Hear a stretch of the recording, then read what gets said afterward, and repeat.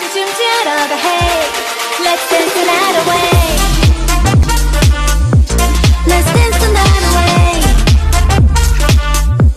Yeah 1, 2, 3 let's go 저 바다도 나 들릴 때 소리 질러.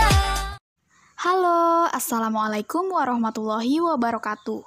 Pada video kali ini, saya akan membahas mengenai kajian intertekstual dari novel dan film yang berjudul 99 Cahaya di Langit Eropa.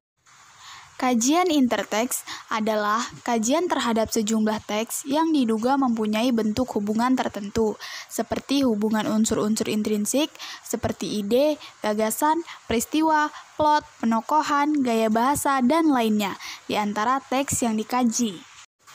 Ratna mengatakan bahwa kajian intertekstual itu tidak semata-mata mencari persamaan, melainkan juga sebaliknya, mencari pertentangan.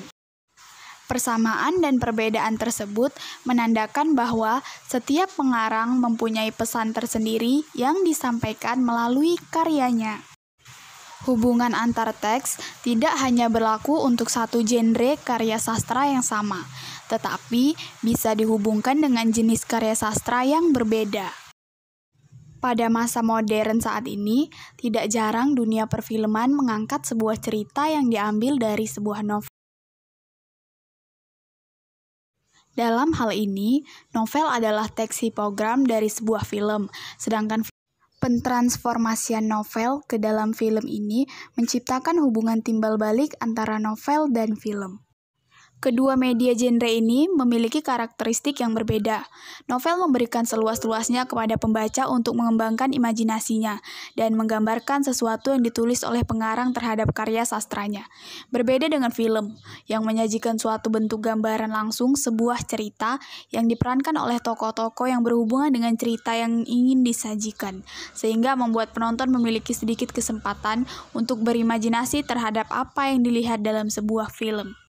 Walaupun keduanya merupakan genre yang berbeda, novel dan film memiliki kesamaan dalam segi isi cerita, dan memiliki perubahan dalam unsur estetiknya seperti tokoh, alur, latar, dan tema dari keduanya. Salah satu novel populer di Indonesia yang difilmkan adalah novel 99 Cahaya di Langit Eropa, yang merupakan novel kategori nasional bestseller dan pernah menjadi pemenang Book of the Year IKP tahun 2014. Novel tersebut ditulis oleh Hanum Salsabila dan Rangga Almahendra. Novel ini diterbitkan pada tahun 2011, namun karena ekstensinya mampu bertahan dan masih tetap menarik untuk dibaca hingga sekarang ini, sehingga novel tersebut diangkat menjadi sebuah film pada tanggal 5 Desember 2013 yang disutradarai oleh Guntur Suharjanto. Novel ini merupakan sebuah novel perjalanan hidup mereka berdua selama di Eropa. Selama tinggal di Eropa yang minoritas penduduk muslimnya, tetapi di sana mereka baru merasakan bertambah jatuh cinta mereka terhadap agama Islam. Ketika mereka tahu sejarah tempat peninggalan peradaban Islam yang ada di Eropa. Walaupun novel 99 Cahaya di Langit Eropa dijadikan sebuah film, namun keduanya tetap memiliki keterkaitan satu sama lain, yaitu keterkaitan intertekstual. Hal ini diperkuat dengan adanya kesamaan pada cerita, baik dalam novel maupun film, yang menceritakan cukup sulit bagi perempuan yang berhijab di Eropa untuk diterima dalam mencari lapangan pekerjaan. Hal ini dirasakan sendiri oleh tokoh Fatma, perempuan muslim keturunan Turki yang telah lama tinggal di Eropa, seringkali memasuki berkas lamaran pekerjaan, namun tidak ada yang mau menerima, sekalipun pekerjaan itu hanya sebagai portir di dapur atau buruh kasar perempuan. Hal tersebut terlihat dalam kutipan berikut. Permasalahan yang sama diceritakan juga di dalam film 99 Cahaya di Langit Eropa dalam percakapan sebagai berikut. Dari kutipan tersebut dapat terlihat keterkaitan antara novel dan film 99 Cahaya di Langit Eropa. Namun, tidak hanya ada kesamaan, ada sebagian jalan cerita yang berbeda diungkapkan antara novel dengan film 99 Cahaya di Langit Eropa. Dalam novel 99 Cahaya di Langit Eropa, perihal ketika Hanum akan menemani Rangga ingin pergi ke Paris untuk menghadiri sebuah konferensi di sana. Hanum teringat akan kartu nama, seorang perempuan yang tinggal di Paris yang pernah diberikan oleh Imam Hasim kepada Rangga, yang bernama Marion Latimer. Terdapat perbedaan peristiwa cerita di dalam novel tersebut dengan teks transformasinya, yaitu film 99 Cahaya di Langit Eropa. Di dalam film, dijelaskan bahwa yang memberi kartu nama Marion Latimer adalah Fatma. Ia memberikan kartu nama itu kepada Rangga untuk diberikan kepada Hanum. Berikut adalah kutipan di dalam novel dan juga di dalam film.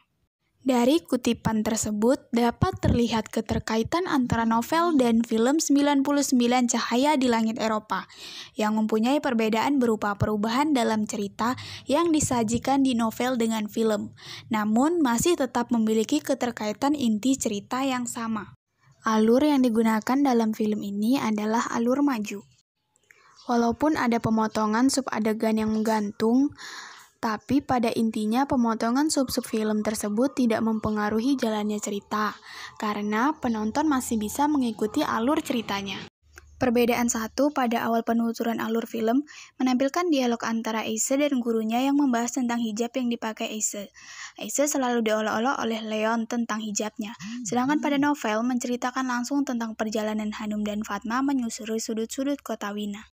Perbedaan dua, pada film menampilkan alur perkenalan dengan Fatma, sedangkan pada novel Fatma dan Hanum diceritakan telah terlibat obrolan yang seru tentang kota Wina. Selanjutnya pada film mulai mengenalkan tokoh-tokoh seperti Stefan, Marja, dan Khan.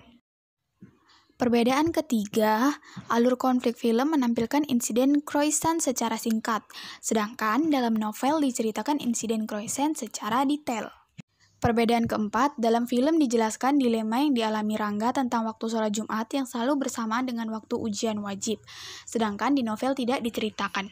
Perbedaan yang kelima, dalam film ditampilkan Rangga pernah dipermainkan oleh seorang pelayan kantin karena meminta makanan halal, yang menurut pelayan kantin sungguh aneh dan merepotkan, sedangkan pada novel alur tersebut tidak diceritakan.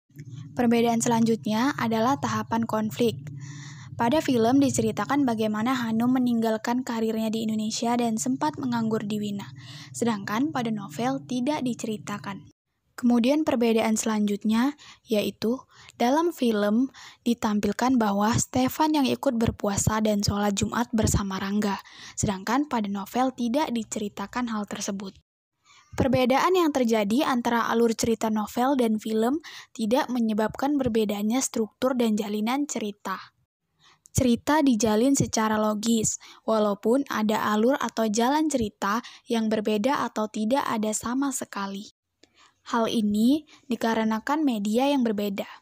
Novel menggunakan bahasa tulis atau verbal, sedangkan film lebih menekankan bahasa visual melalui ekspresi, gestur, dan penghayatan.